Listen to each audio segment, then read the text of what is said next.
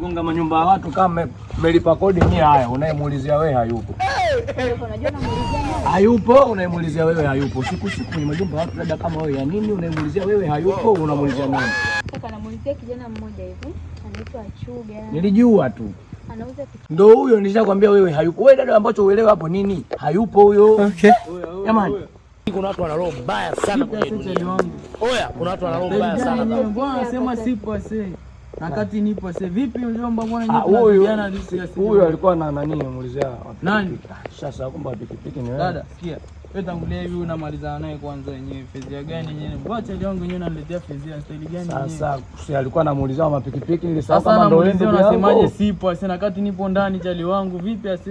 Bwana tunaletea au tunazidiana tu. Sawa yaishe basi.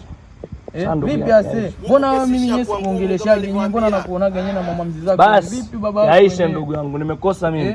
Mimi nakuokoa kwa sababu tukatushikane yenyewe baba yako au ni style gani? Chale wangu wangapi huyo leo amekuja tu Chuga. Wewe unaleta fezea unasemaje sipo na nipo? Basi yaishe. Ondoka majani. Sawa baba, mshindi wewe. Asofa kafaa wewe makini Isa.